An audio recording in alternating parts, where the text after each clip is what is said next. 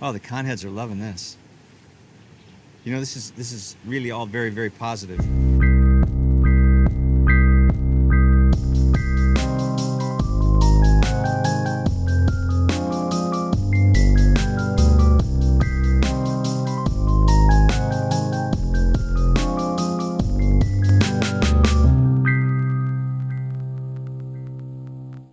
Succession is easily my favorite show on television at the moment. Showrunner and series creator Jesse Armstrong's darkly satirical saga of the uber-wealthy patriarch behind a global media conglomerate and his family's Machiavellian maneuvers to gain power over everything he's built consistently fires on all cylinders every single episode, and I believe the hype and critical acclaim is well deserved on this one. Congratulations, we've won a Golden Globe. That's goddamn fucking right! The ruthless politicking and dysfunctional relationships between billionaire Logan Roy, his spoiled children, and those who fall within their orbit have been aptly compared to the best offerings from Game of Thrones or House of Cards. Yet the series manages to juggle its heavier material alongside moments of levity and humor on par with any of the heavy hitters in the half-hour comedy side of television. We just talk about our feelings. How am I the mature one here?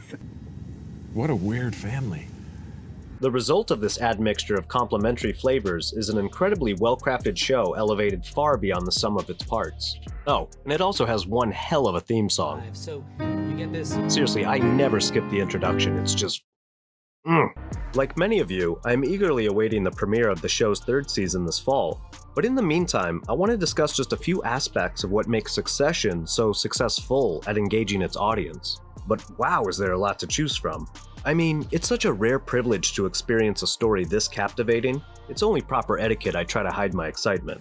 Oh my god, that's so good. Narrowing in on a single point of analysis for this video was no small task. Succession is a series showcasing opulence and decadence, and this excessive style applies as well to its many technical strengths as a story. So hold on to your croquis and boat shoes, because today we're taking an inside look at some of the wonderful writing techniques behind Succession's sensational rise. Welcome to the inner sanctum. Yeah, it's nice. Way nicer than the outer sanctum. To get started, I want to focus for just a moment on this idea of excess. You may have heard certain writers praised for their economy of words. Usually this is in reference to a sparse writing style stripped of all ostentation, one that doesn't beat around the bush with gratuitous adverbs and adjectives when it comes to delivering only the absolute necessary information to the reader in a direct, bare-bones manner. The writing styles of Hemingway and many works by Cormac McCarthy spring to mind. Novice writers, especially those writing for the screen, are always encouraged to show a little more white space in their work. And really, why say in 15 words what could be said in 5? Readers dread big blocks of text containing boring exposition. Keep things to a minimum, they're told. Dial it back, trim the fat, show, don't tell, etc., etc. The general consensus among writers of all stripes seems to be that less is more. After all, wasn't it Shakespeare himself who said brevity is the soul of wit? I'm afraid we've gone so Unitarian out here that we've given up on poor Jesus and we have started worshiping Shakespeare. Well, for the most part, all of this is true. Quicker delivery of information is preferable to drawn-out description. Audiences do not want to be bogged down in detail and redundancy, and to that end, a successful writer is always and forever on the hunt for what the French call the mot juste, or that not too hot, not too cold, but just right word that does all the heavy lifting in the sentence. Once found, the savvy writer is able to paint effective images in the audience's mind with only a single word or two, keeping in line with that old adage, a picture is worth 1,000 words. And these mots justes? These just right words are rarely obscure or fancy expressions found in the darkened corners of the dictionary. They're often short, frequently spoken words used in a surprising or unique context. Consider this question posed to the female protagonist of 2020's Gretel and Hansel, screenplay written by Rob Hayes. Have you kept your maidenhood? Are you intact? Ew. But what imagistic power comes from such a seemingly innocuous word when used in the proper context? Clearly, the writers of Succession have the same discerning eye when it comes to selecting the right words to elicit emotion in the audience. He's good, right? He's great. I think I'm a little more aggressive. Sometimes I think you just need a good old-fashioned dinosaur call. And who's the big T-Rex in your sights? Oh, no, I mean dinosaur attitudes, dinosaur values. No, I would never go after my dad. That's a sport others enjoy. So many lines of dialogue in the story are punctuated with precise word choices, each carefully crafted to carry meaning beyond the word's primary connotation. But to me, what's more interesting about the writing in succession are the counterintuitive moments where the story seems to repetitiously circle around an idea longer than would be practical if economy of words was your only metric. But of course, brevity is not and should not be thought of as some kind of writing law set in stone and handed down from on high, but rather as a general guideline that can occasionally be abandoned with intent. Yes, less is more. Usually. But sometimes more is more. And knowing when and where to pile on is an instrumental weapon in the writer's arsenal.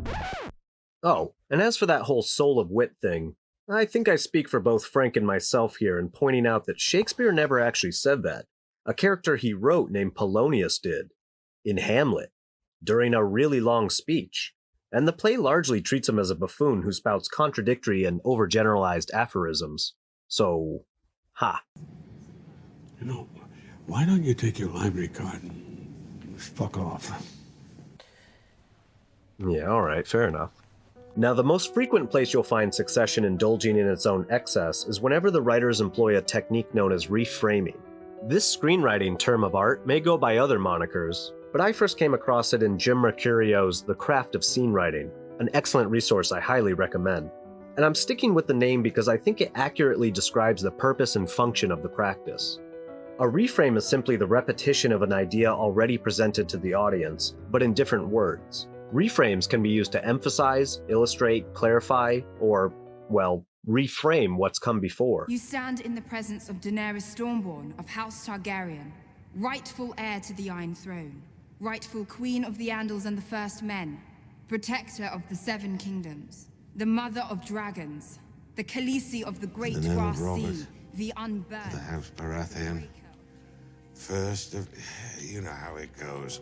There are many different ways to reframe a single word, a phrase, a sentence, or a paragraph, and there are many different reasons to use reframes in your own writing, depending on the intention of the scene in question. Even if you've never heard of them before, there's a good chance you're already intimately familiar with their most common use, summarizing esoteric or technical jargon into easily digestible revelations for the widest possible audience. If you've ever seen a science fiction movie or watched a crime drama, you know exactly what I'm talking about. Postmortem lividity. She was moved.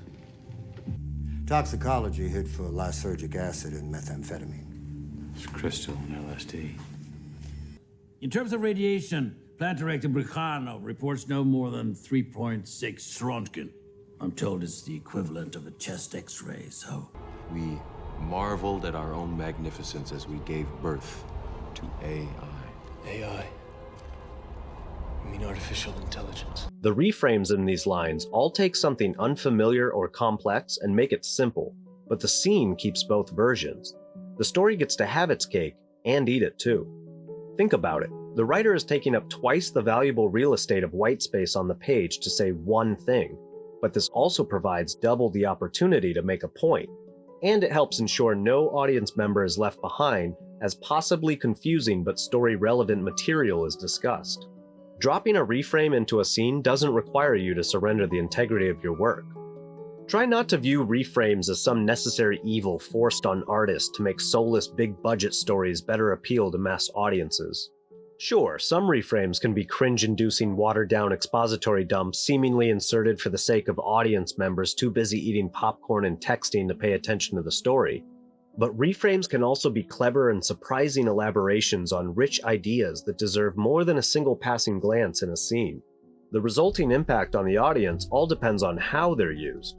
Reframes say the same thing in a different way, but effective reframes also add something new with each reiteration to justify their taking up space on the page. And this is where Succession excels, at capitalizing on reframing opportunities to get more bang for their buck with each idea, at bleeding as much potential as possible out of every metaphor or image spoken in dialogue. Succession's reframes never feel pedantic or expository because the writers aren't trying to explain everything to the audience twice over. They're trying to mine each line for as much gold as it contains. They're looking for that extra joke or that perfect image just over the next hill. They're squeezing that lemon for every drop of citrusy drama juice they can muster. Alright, I think you get it. And I think this practice likely comes from Jesse Armstrong's background in writing for comedy. Writing jokes is no easy task. It often involves a lot of improvisation and tossing out variations of the same idea to see what holds up under scrutiny. Many scenes in Judd Apatow's films, for instance, are filled with this type of comedic riffing around a core concept. Your face looks like Robin Williams' knuckles. Follow me, you stay here, stay here. Why? Because your face looks like a vagina. Hey, Crockett, still partying with Tubbs these days?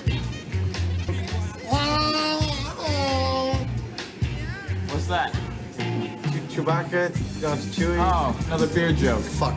Fucking hilarious. Apparently, he'll leave me $5 million anyway, so I'm golden, baby.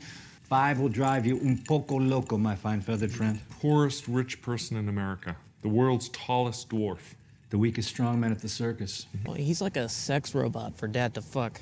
He's like an old beaten dog. Well, he's both of those things and also a piece of shit. But Succession uses reframes for more than simply barraging the audience with funny one-liners. One of the most potent applications of the reframing technique is to approach subtext within a line from various angles at once. Characters rarely say exactly what's on their minds, and so textual language is jam-packed with ways to speak around an issue. Much like looking at a star by not gazing at it directly, a single imagistic comparison helps the audience get an impression of what's actually going on underneath the surface of a line's text. But 2 or more comparisons give the audience an even better defined glimpse of the core idea, and has the added benefit of giving the audience more to think about as they compare and contrast the multiple comparisons to each other.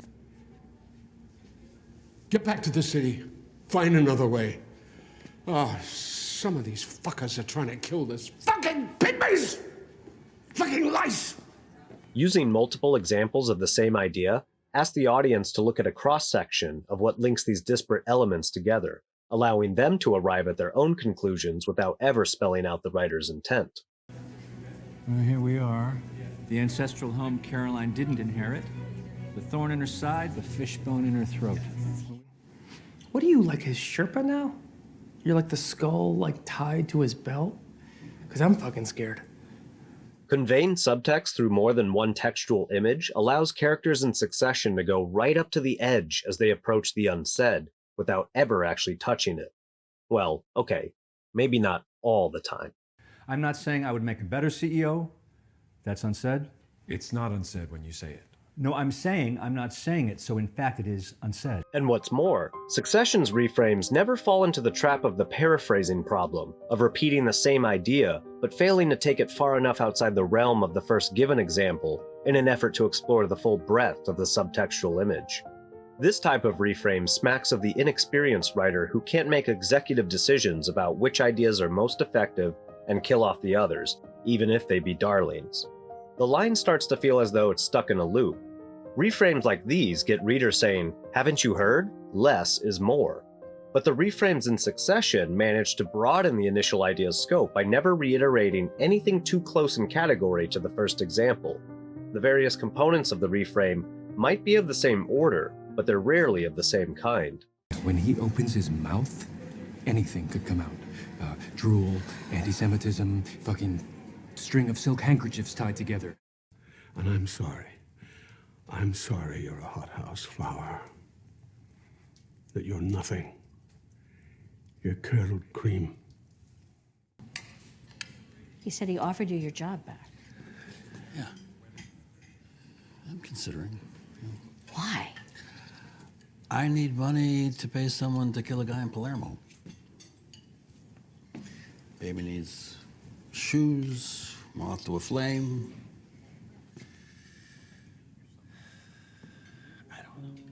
And not only do the reframes of Succession expand the area of topics a single idea can cover in a character's line, they provide an opportunity to add depth to these subtextual images as well. I'm continually impressed with every rewatch how dense each element is in any given scene's reframing.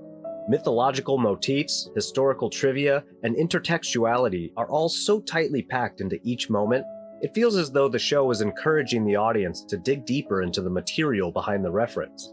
And Succession is a show constantly making reference to things outside of Succession. Sick reference though, bro. Oh, thanks, bud. Dude, your references are out of control. Everyone knows that. Take Logan's waving of the white flag to his son Kendall in the midst of their battle for control of the company, so that they can both peaceably attend a family wedding. Kendall. Hey, Dad. So, what about it, son? You want to jump out the trenches and play a game of soccer? Can I bring you some corn to get you through the winter? Logan doesn't simply ask Kendall to call a ceasefire. Instead, he makes reference to the Christmas truce of 1914 between Germany and Britain during World War I, where soldiers on both sides hesitantly left their foxholes at certain areas along the trench lines to play a game of football in no man's land, swap chocolates, alcohol, and stories, and most importantly humanize their opponents through face-to-face interaction. Logan then bolsters this comparison with another reference to Chief Powhatan, sending gifts of food to the starving and diseased English settlers of Jamestown, Virginia in 1607, even though recurring hostilities between the two peoples had already strained relationships. This reframing not only effectively paints a picture for the audience of a bitter conflict between two sides coming to a standstill, but its clever use of these particular examples hints at the fragility of Logan's peace offering. By 1609, goodwill between the English and the Powhatan tribe had faded, leading to mass starvation in the settlement, the kidnapping and forced marriage of the chief's daughter Pocahontas, and later what's known as the Jamestown Massacre of 1622. In Flanders, France, artillery barrages continued as scheduled after New Year's Day, and Allied commanders ordered no repeat of the Christmas truce and a prohibition on any communication with the enemy. The war would go on for 3 more bloody years, becoming one of the deadliest conflicts in human history, reshaping geopolitical relationships across the globe that would have devastating effects for the remainder of the 20th century. Either one of these examples would have sufficiently illustrated Logan's desire for armistice, but by giving more than was necessary to make the point, Succession's referential reframing speaks directly to audience members familiar with the backstory and challenges them to draw parallels between multiple examples. And no matter what anyone tells you, audiences actually like to participate in the storytelling. We enjoy having to use our brains even as we recline into our seats to read a good book or watch a movie. It's this level of engagement that makes the reframes in Succession so rich. How do we know he's not a double agent? It's possible. Should we frisk him for a wire, burn him, see if he's a witch? You're the straw man for the sins of ATN. Cane your haunches a bit, okay? Okay. We need to wear the hair shirt, call you a shitbag, and say that we never watch, right? Okay, got it. Honor Roy, Maxim Pierce, Hi. the man who would be king, Don Quixote of Iowa, tilting its straw poles. Of course. Burn. Alright, I've likely overstayed my welcome on this one, so let's wrap this up with a reframe on my thoughts about reframing in Succession. They are fantastic, and they're a big reason I'm in love with the writing in this show. I hope the exploration into this useful technique has given you something practical to apply to your own writing, and as always, I welcome any feedback or questions you may have about Succession, reframes, or writing in general. Thanks for watching, and I'll see you in the next one. What are you waiting for? A kiss? Fuck off. Be gone. Bye-bye.